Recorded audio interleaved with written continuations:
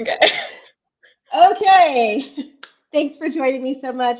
As always, this is the lovely and talented Miss Amanda Camacho, aka Amanda in Sacramento, and she has agreed to chit chat with me today about AI in real estate for all of you fine folks who are joining us live. And for those of you that are joining us in the after party, feel free to leave comments. We'll always do our best to kind of follow up as those comments get added. But for today, I'm going to go ahead and jump into things here. So, in my opinion, and Amanda, you can tell me whether you agree or disagree, but I think the number one place that people are missing the boat in leveraging AI today is through chatbots. What are Yeah. your thoughts on this, my friend? I think that, a lot of people understand that it sort of works as like a Canva, Word, Google feature where you can build, but having it actually work on the back end for you to close or nurture clients, yeah, I don't think very many people are doing it at a very high strategic level. I agree with that. And I will say I was definitely one of those people until about a year ago. I changed CRMs to Chime, what is now Lofty, right? And so Lofty's got this really fantastic integrated AI chatbot that works on your website, but also within your CRM for automated client follow-up.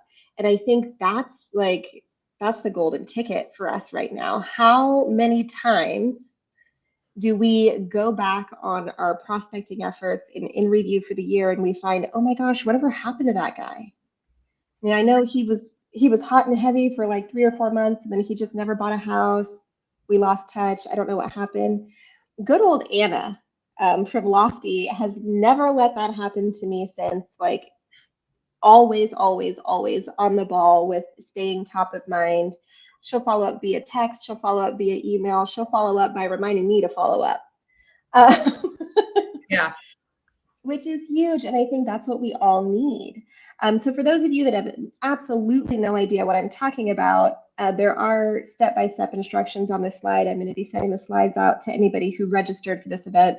And again, if you're watching this after we've gone live, if you didn't have a chance to register, feel free to DM me. I will send you these slides. Or actually, more than likely, they're going to live online, probably at the luckboxadvantage.com. You can check out the resource library. You'll be able to get to all of this good stuff.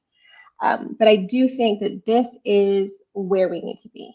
We should be leveraging these types of tools, and more importantly, because of the ability for these types of tools to more easily leverage predictive analytics, right? Mhm. Which is, I think, oh no, not true. What actually I'm going to say next is the follow-up plans. We've already talked about this, how you can use AI to strategically follow up. So that's huge, but predictive analytics also huge. And if you've set yourself up in such a way that you're using the right tools in the right systems, you can have a chatbot that says, okay, this particular lead is acting in such a way that I know they're most likely to convert. And so Right. that's the lead that we need to focus on right now. And that's super huge, right? And Lofty has this, Follow Up Boss has this, the Real Geeks CRM has this. A lot of the major, real estate CRMs have these like lead scoring systems in place that will help you predict who's going to act next. And once we get there, then we're going to have to be able to explain to that client what's going to happen in the market. You can use AI to answer that question eloquently. Because for years and years and years, my answer to that question was, well, as soon as I get my crystal ball working, I'll let you know. I can tell you what I think might happen based on what has happened already. But the truth is, like, no single one of us is capable of knowing that a pandemic is going to hit and we're going to have artificially low interest rates that artificially increases demand while supply stays relatively steady or drops and prices are going to skyrocket. Nobody could have ever predicted that. That made no sense. In fact, most economists going into the pandemic were certain that the housing market was going to absolutely crash. Yeah. So Yeah. I mean, We did hear a lot because of that. We heard a lot of back and forth. Now, I think, our first interactions with AI, well, maybe not first, but the more really predictive behavior would be, Facebook ads, the Google ads. We've mhm. already been interacting with AI for plenty of time. Now it's just coming from a small business to consumer, platform. And then now we can use it on a hyper local level and at a micro level for our own business. And yeah, I think it's just different. It's just a new tool. It's the thing, whatever we would have had, um, our VAs doing or our admins doing that, necessarily was just tedious tasks. It's going to take up a lot of that space. I think a lot of people also have some fear that AI is going to eliminate jobs and, we're going to have people have to completely pivot their businesses. And I've always said, if there's a business owner who's hiring somebody that to be a marketing coordinator or be a marketing expert for them in their business and help them build a strategy, they're not going to not hire that person and jump into completing it on their own using OpenAI. They still don't have the time. They still don't have necessarily the brain bandwidth to do that. They're going to hire still that same person, and that same person can now work and have more clients and operate at a higher level and maybe not spend so much of their time and their not highest and best use activities. So I think we just need to see that it can be used as a tool. A lot of people thought that way about television, the internet. It's just a new way to share information, share ideas, and send messages out to the public. So it doesn't have to be a big, scary tool. No, and I hear that actually a lot. So I'm glad you brought that up, right? There's so many people out there who are like, oh, well, I don't want to embrace this new technology because I know it's coming for my job. Someday you're not going to need people to buy and sell real estate. I doubt it. I genuinely doubt it because, well, AI itself, like artificial intelligence, is a misnomer, right? It's just a really advanced algorithm that has great input and output in terms of analyzing data. That's phenomenal. But we started seeing artificial intelligence when we started using Google Maps to find the best route. And nobody was bothered by that. Nobody was like, well, who's going to hold the map? What about the person that was, what about cartographers, guys? Why are we, none of that was a concern Well, at and the nobody time. said, "Oh, how strange is it that Google Maps can follow exactly where I'm going and it knows where I'm at and it has access to all my information to be able for me to use this feature on my phone?"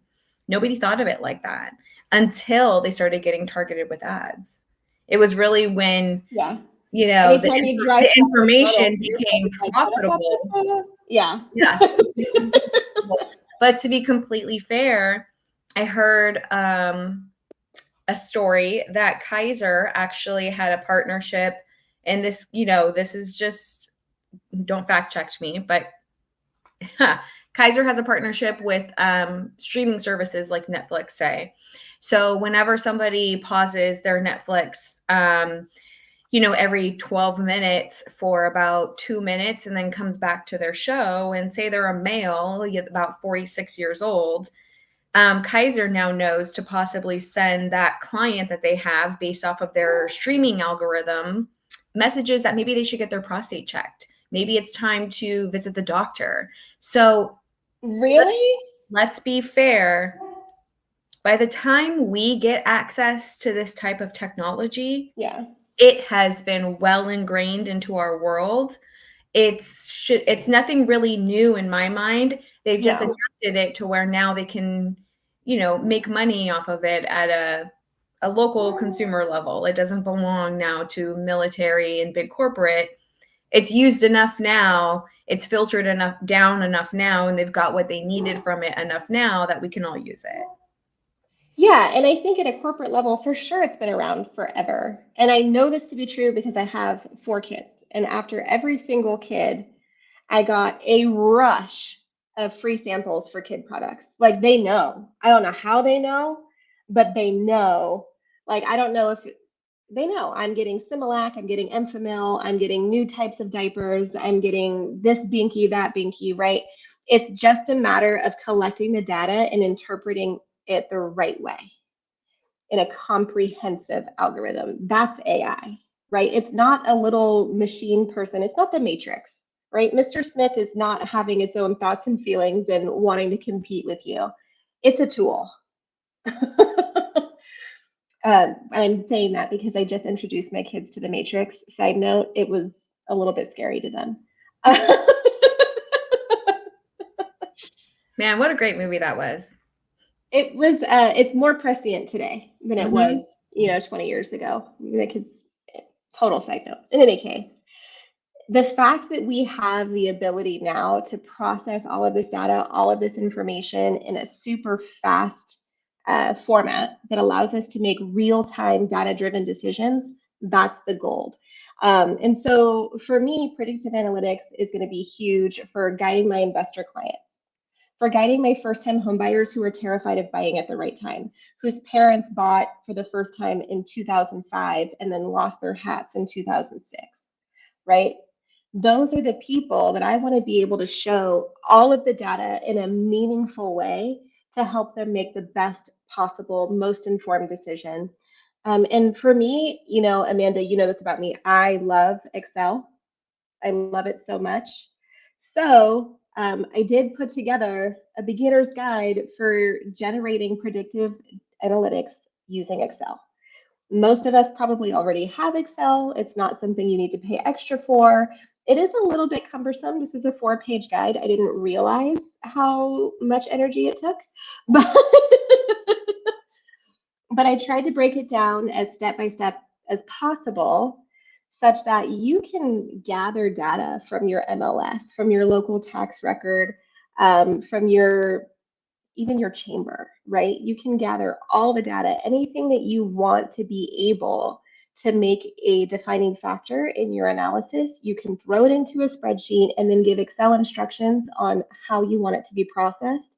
And it will come out with data-driven decisions like, okay, this is the formula that equals yes, this is the formula that equals no.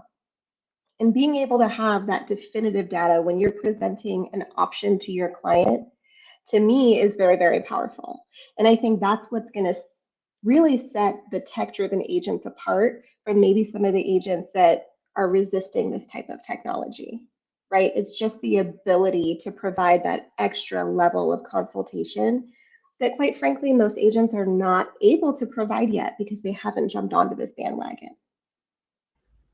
Yes, this is where we can have that formula built out that shows our buyers the cost of buying today versus waiting and seeing how the market goes, or helping an investor, like you said, see if their ROI is going to be a good for them for their buy box for a property. Mm-hmm.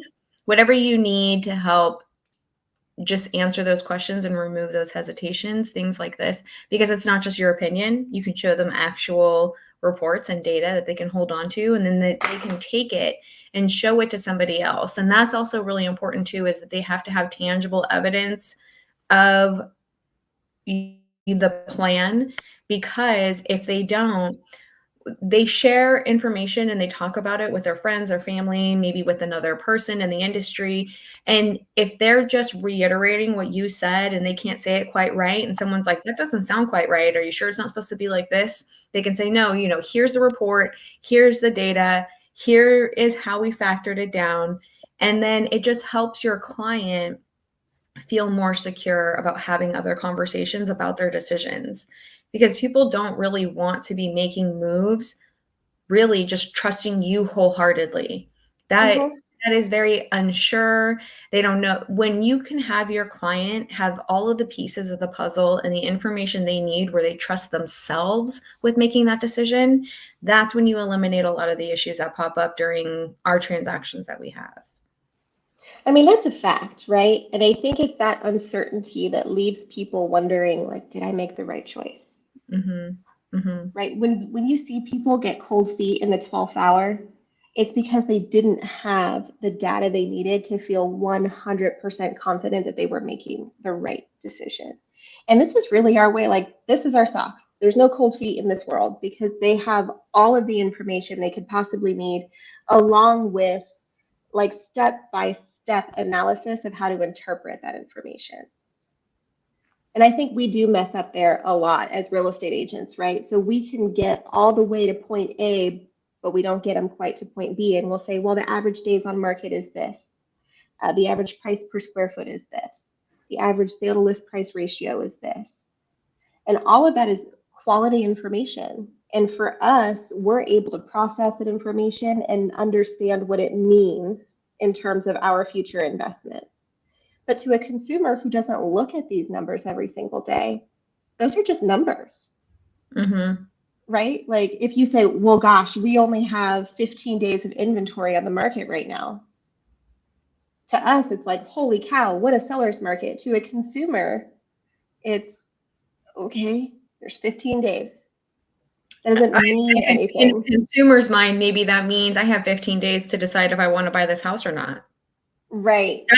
They don't know what that means to, what does that piece of information mean to me in my life, and how does it change my decisions? Not just present information. What does it mean to them in their decision power? And that's, to me, the real value of using predictive analytics. It's not a matter of here's all the data you could possibly want. It's, hey, we've looked at all of the data and here is our prediction based on that data. This is what you can reasonably expect to happen based on the data that's currently available. Right. And that's a powerful difference. They're still going to need a person to present it and strategize with, no matter how much AI gives them the info. Well, here's what's really interesting about this AI model, right? You put garbage in, you get garbage out. So if we have consumers out there who are like, well, I can plug in this data and I'll get the same answers. No, you won't. Compare my chat GPT to anyone else's chat GPT, you're going to find out what you put in matters. And because the interaction, the information that it spills back to you is all going to be based on the quality of the input. Have you spent time cleaning the data? Have you spent time organizing the relevant pieces of the data to provide proper instruction? A lot of people don't realize this. You actually have to train your AI. You have to give that AI very specific instructions on what you want it to do in order for it to do it well. You can't just say, here's a list of comps, what should I offer? It'll give you a number, but it's probably not going to be right. Right? You have to say, here's a list of comps, here are the appropriate adjustments, here are the items of consideration in ranking order. These are my top concerns. And keep in mind, this house has been on the market X days. Now what to, those are way different inputs, way different inputs. So I still think there's always going to be a place for the professional, and the professional that can leverage this tool well has an instant leg up, an unfair advantage against the competitor who does not know how to use it. Correct. It's calculations and understanding figures. Yeah. And you know how I feel about my spreadsheets. So obviously we had to start off here. And we talked about this a little bit already, but lead scoring is huge, huge. Especially right now, I feel like we're drowning in lead services as an industry. Everybody and their mother wants to sell you a lead. A lot of them are pay at close now, right? So we've got this influx of name. We don't know these people. We don't know their stories. And like 60% of the time, we can't even get them on the phone to learn those stories. So how do you know who to really, really focus on in your efforts? And the answer becomes really clear and really simple when you learn to leverage AI in your lead scoring efforts, which is so cool. Yeah. I've heard plenty of agents say, you know, what's the best lead source to buy into, and how much money do you spend to get online leads? And in my opinion, if you do not have an AI boosted follow-up plan that's at least 18 months or longer, don't bother putting your money into any online lead source, because it's not going to return for you if you don't have the foundation to support that investment. Mm-hmm. Facts. And we just got a question in the comments. Is ChatGPT the best AI to use? And I love this question because ChatGPT is my personal favorite. The reason it's my favorite is that it's really the first system that I dove into wholeheartedly. That's just my honest answer, right? I'm not saying that it's the best one out there.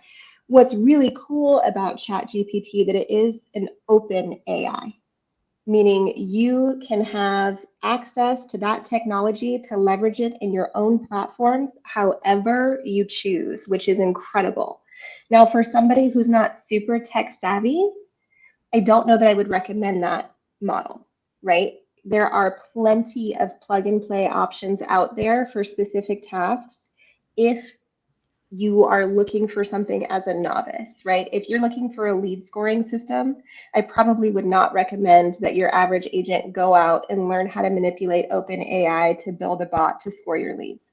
I would probably say you should really look at adapting a CRM that has built-in lead scoring. Mm-hmm. Because Don't reinvent the wheel. See what's already available to you. It takes so much time to create these that, and then especially if you spend the time and you do one little thing wrong and the whole system doesn't work and you feel like it's weeks, if not months, wasted to build these back end, just consider time lost and what your time is worth. And if a system costs X amount and it's going to get you where you need to be faster, it is a high investment. It's a great investment. The ROI will be there. I would say to invest in systems like AI that will help you with nurturing your database before you focus on systems that fill your database with people you're never talking to. For sure. For sure. And I think that people forget, you said something really important. I think people forget to really place a monetary value on your time. Mm-hmm. And I think that's such an important thing that we all should be doing, because time is money. Bottom line, like that's not just a cute, kitschy saying, that's a very real reality. And for those of you that haven't gone through this exercise, I'm going to take a little bit of a detour, but you should absolutely be looking at the amount of revenue you expect to generate as an individual. And you should break that up into $1 per hour. The fact of the matter is, most agents in our industry, we're working about 40 weeks a year. We take a whole 3 months off over the course of the year. That's the average. Don't look at me. That's what happens. So, so look at that total amount of money. Break it down into your 40-week year. Break it down into however many hours per week you work on average. I know for some people that's 20, for some people it's 60. Whatever your business looks like. Okay, well, I need to be making $300 an hour. Does it make sense to spend $300 an hour to develop your own lead scoring tool using OpenAI? Or would it make a lot more sense to invest $50 a month in something that's plug and play? I mean, for me, I would probably go the plug and play route. Unless for some reason you are absolutely certain that your goal is to develop a system from start to finish, soup to nuts, you want to own your own tech, fine. Be prepared to spend a lot of money to make that happen. But also, I just don't think it's necessary. Like for me, not necessary.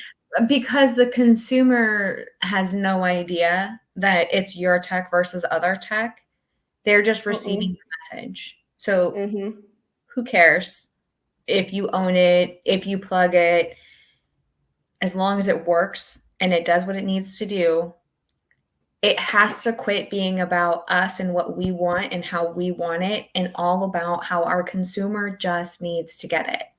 Because we get high and mighty and we want this big, shiny, sexy system. That means nothing to our client. So move along. Nobody cares.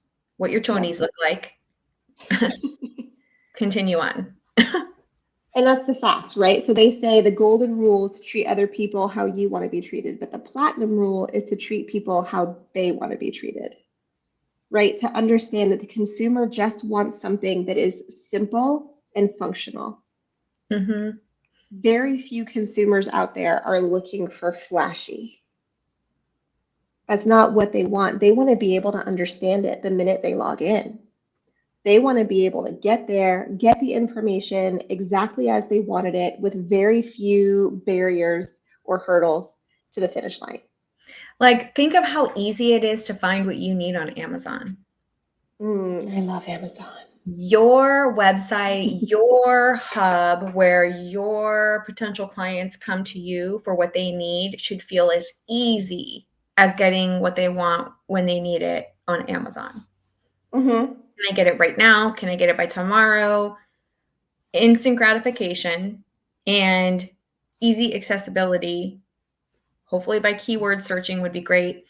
Those are the things I would build before I would start wasting money For into sure. systems where people are just, because then you have this huge ship to turn around and these years of leads that you need to reestablish a relationship with. Whereas if you just started it off with a nice solid foundation, you'll never need to worry about how big your ship gets or when you want to pivot, because it Mm-hmm. will all work together. And It'll that's all work together. And that's the beauty of having systems like this. So for me, I would go plug and play as much as practical. I think that's what most agents should be looking at right now.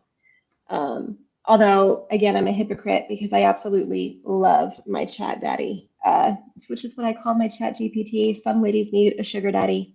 I got a chat daddy. Uh, let me see here. So, speak of the devil, best uses for chat GPT in your business. And here's the thing, all of the things we've talked about so far, you can use chat GPT for, which is super cool. So yes, you can deploy a chat GPT enabled bot in your website. And shockingly, that is relatively simple to do. Now, there are ready-made box solutions for your bots, right? A lot of CRMs and packaged websites now will have a bot already built into it. If you are, running your own WordPress or Wix site or whatever, there's services like BotSonic where you could just plug in a chat bot if you want to. And some of those services, which are really cool, will actually have like real estate modules already installed so that you don't have to go through the same pain process of training, which is hugely important. Yeah, But you can find a bot that's already built to work with Mhm. your industry. Just that Go much for it. easier. Having said that, I'm a total hypocrite because we're going to be talking about this later. I have built my own bot and I do want all of your help testing it. Um, But again, there's not really one for my space, right? Like I built a bot that's specifically designed to help the agents that I serve from a coaching perspective, right? To help calculate your goals, to help build out scripts, to help understand your market data. I haven't found a bot that's already built for that. So we started to build one on our own. I think if there had been a ready-made solution for that, I probably would have just gone ahead and used it, to be fair. Um, Same thing with lead qualification, content creation. I think we all know that that's an option now, right? Like anybody with a TikTok account has seen the thousands of ways that you can leverage ChatGPT with Canva to create whatever it is you want to create. So kind of fun fact about ChatGPT, when you have the ChatGPT 4, that upgraded version, the 20 bucks a month or whatever, you have access to what's called the plugin, which is basically a special little tool that you can access within your chat GPT search. You can search live internet things, you can search whatever tool that you want to leverage, you can scan through PDFs. A lot of cool stuff can happen there. Now, that plugin model is being phased out, and now they're leaning towards what's called a GPT model, meaning you can go instead of to your standard chat GPT discussion forum, you can open up, say, a Canva GPT discussion.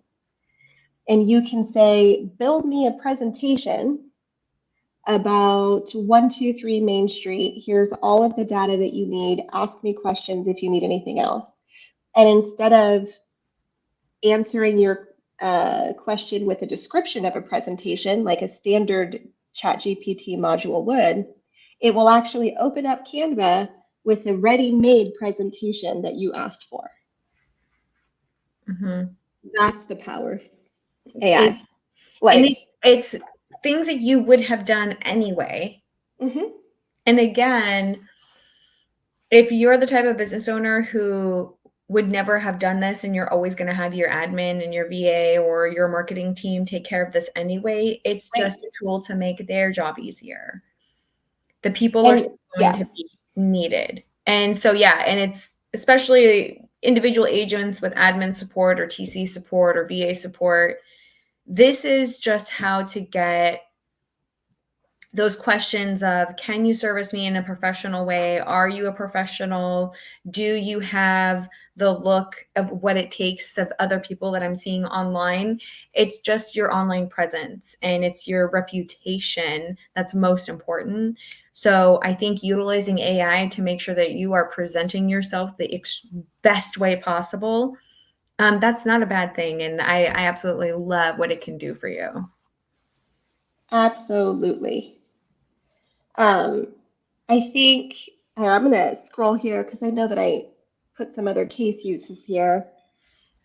So, I think we all know this too. Email drafting and management. Yes, we know we can use ChatGPT/AI for that. Market analysis and reports. I don't know if we're all aware that we can be doing this. Like, you can load a PDF into your ChatGPT and say, ask it questions. Mm-hmm. And you can say, what are the pluses? What are the minuses? What should I be concerned about with this data? And it will give you an objective response based on the data that you've loaded. I don't know that a lot of people have really dug into that yet, but I love ChatGPT for that purpose. Scripting and calls and presentations, that was selfish of me to put that in there because I just built this GPT that I'd like you to try. But at least I'm honest about it, right? That's fine. Yes. All right. So, and obviously I'm like diving way into ChatGPT again because it's my personal favorite tool. But one thing that I think is really important to note, because it's OpenAI, is you can really integrate it with almost anything, which is cool. It's very customizable because you get to design it. And it's fairly user-friendly in the continuous learning and improvement realm, right? Because you can always log in and say, I don't like the way this was answered. I don't like the way this was handled. I want you to handle it this way in the future. And because it has this phenomenal NLP background, you can talk to it in that way and it will actually learn from what you've said, which is very, very cool. And I am who I am. So just like a warning from me, in terms of compliance and ethics, you cannot count on ChatGPT to know your state requirements for what's ethical and what's not, what's in compliance and what's not. So anything that you create using AI, you need to run through your own filter. Like, are you allowed to say this in an advertisement? Maybe yes, maybe no. Do you, by law, have to disclose something in addition to what it's generated? Maybe yes, maybe no. Make sure that you're playing, within the guidelines and the rules that are set before you. I don't want to have anyone get into unnecessary hot water because they got too excited about ChatGPT or whatever AI platform they're using. I guess I did put this in here. I forgot that I included it. But there are a bunch of ready-made, out-of-the-box solutions to really help people leverage AI that I want to make sure you guys are aware of. So Zillow Premier Agent, obviously not just an AI platform, but it uses a lot of pretty intelligent AI algorithms to offer market insights. It obviously has the Zillow's estimate to predict home values. And it can connect you with high intent buyers if you're choosing to invest in that. Lofty, which I've already mentioned, formerly known as Chime, is really an all-in-one real estate solution, right? You've got your website, you've got your CRM, but you also have this really great automated assistant, your AI friend who's named Anna for most people. Uh, and she can really make sure that you're top of mind for all of the right people based on their activity because of their lead scoring. KV Core, I have not personally used, but I've got clients that use this system and it sounds very, very cool. And then it has an AI-driven smart CRM. So it automates your lead capture, your nurturing, and your scoring, very similar to Lofty. Same thing with Real Geeks. So don't miss out on any of those things. Check out Structurally, also an option here. Structurally is more of a lead qualifying tool, so it will actually chat and converse with the person on the other end and say, hey, this person's ready to go. You can set it up to actually schedule the client on your calendar, which is super cool. Follow Up Boss, a phenomenal platform. Used to use this one before switching over to Lofty. Primarily a CRM, it does incorporate a lot of AI elements in order to analyze lead behavior for lead scoring purposes. Realtor.com professional search, same thing with comprehensive search tools, market insights, just like Zillow. It does have some lead scoring and predictive analytics in there that you can help leverage for yourself, which is really, really cool. I don't know how to say this. I know how to spell it. Restbee.ai. I don't know. How would you say that, Amanda? Yeah, just recipe. Recipe. So this is actually image recognition, which I think is super cool. It'll analyze property photos and then it'll tag specific features in the image for your clients. Like, oh, this client wanted hardwood floors. So even if it doesn't say it has hardwood floors, it'll say all of these houses have pictures of hardwood floors, which is cool. I think that might be more of a me geeking out than actual useful. But I think that's super exciting and cool. Ojo Labs is, another personal assistant type thing. It's like Anna, but there's so many options out there. And I wanted to make sure we talked about that again to help those of us who don't necessarily want to spend our days, weeks, months, years developing our own tech. You don't need to. It's not necessary. There's so many options out there. And what I would say, and Amanda, you know that this is an honest thing for me. What I would say is that you can leverage ChatGPT to figure out just about anything. Like ChatGPT is my new Google. Whereas I used to Google, how do I do something? I'm now going straight to ChatGPT and I'm explaining in detail what I want my end result to be. And then I'm saying, I need a step-by-step guide to make this happen.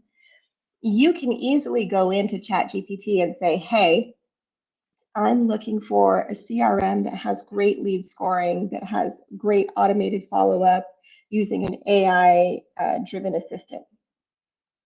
And it's really important to me that my clients have these 3 features on a website that integrates well with this CRM. What are the top 5 platforms that I need to be looking at? And it will literally spit out an answer for you like that. So I think when you're coming up with these questions, like, what do I need out of AI? Don't be afraid to ask AI. That's the beauty of ChatGPT.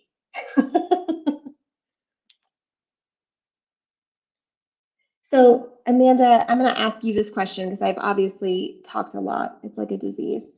How are you personally using AI/ChatGPT most in your business right now?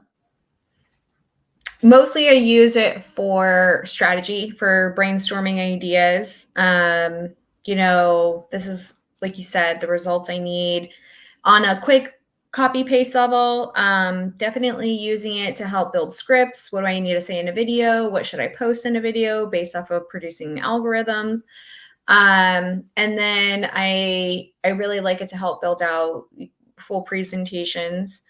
But yeah, I think the more to use it, the more it will benefit. as far as using, that's chat, as using AI within the system, I too have Lofty. I love seeing how they're interacting with the bots, how they're interacting with the site. I love actually Facebook and Instagram algorithms, the interests, how you can really pay attention to your consumers' behavior, which again, you can use chat and say, this is the type of resident I'm trying to reach that lives in this area, that is my buy or my client avatar, and this is what they look like. How would I reach them based off of using interests and behavior on social media? And you can tie your two AIs and make sure with AI that your AI is working with your other AI. I love that you just said that. Fun stuff. 100%. 100%. Yeah. Okay, so I've talked about this already, but I'm gonna just invite everyone to go ahead and scan the QR code to check out our newest GPT model for the Lockbox Advantage. Yes, scan away, Amanda. I would love I'm any actually and really all excited feedback. to beta test it. Are you? Yeah, Okay. this one's going to be a fun one. I hope you like it. I have spent probably more time than I should have training it before launching it, but we are officially in live beta mode right now. We are not publicly available. Right now, you only get to use this particular GPT if you have the invitation. And now everybody watching, you have the invitation. So feel free to scan and check it out. And that's really important what you just said too, is that training your AI is the same thing as training staff, except this 100%. staff will never forget what you told them, and they'll make a lot less mistakes. So I've always said, when you're considering what to do in your business or strategies, always think, does it take systems or hands? If it takes hands, does it have to be my hands doing it? Now, what you can ask yourself is, does it take human or AI? Can I build the AI and then not be the human that runs it? Exactly. Exactly. And I think, what's really important here for people to understand is that it's not that you deploy the AI and you wash your hands and you walk away. Like the work really starts after launch. You have to be willing to spend the time, whether it's you or someone else, continuing to train and tweak based on the output. Because you'll find, and we've seen this, I don't know, 100 times over with these like chatbots that they release on Twitter or X or whatever you're calling that platform these days, right? Where it starts out and it's great, and then people interact with it, and all of a sudden it's saying like crazy things that are not okay, because it's always going to mirror whatever it is it's receiving. And because you have no real control over what types of questions the consumer is asking on your website, for example, it's going to be really, really important that you're always monitoring to make sure that it hasn't learned something that you don't want it to, that you can kind of scrub clean the things that you don't want repeated or shared with other folks. And you're going to find, especially in the beginning, that's really, really, really important. Just spending a ton of time putting in the right data, evaluating the outputs and saying, hey, this is where you missed the mark. And what's great is that your AI does not have feelings. It's you're not going to bother it by saying, that is the wrong answer, you did it wrong, do it this way. No problem. So that's a huge plus for me, because I personally struggle with the mind to mouth filter. It's a situation. I don't have to worry about that with my AI, my chat daddy. It's great. All right, guys. That's really all I had for you today. Do you have any parting wisdom that you want to share, Miss Amanda, with the people? Not really. I think we broke it down. I think it's just very, these tools are not going away. So it's best to figure out how to utilize it and how to just make sure that as you're growing, you're not missing a mark. You're not leaving a hole in your bucket where you're, siphoning out opportunity because you didn't take time to make sure that the foundation is laid out. And it's never been easier, quite honestly, to get a great foundation ready to go. I mean, even how many times before, like even 5, 10, 8 years ago, you really needed to be in a partnership on a team with some mega enterprise to be able to access tools and services like this. This is really like maybe the last 2 years, we've seen it be more accessible to everybody. So Mm-hmm. this is definitely not the time to leave it at the door. And I say, plug and go and see what it does for you. And I don't think it can hurt. So might as well just see how much it can help. I like it. With that, I say we wrap it up. Thanks everybody who joined us live. If you're again watching in the replay, feel free to shoot us an email, leave us a comment. We'll do our best to get back to everyone. Have a great day, all.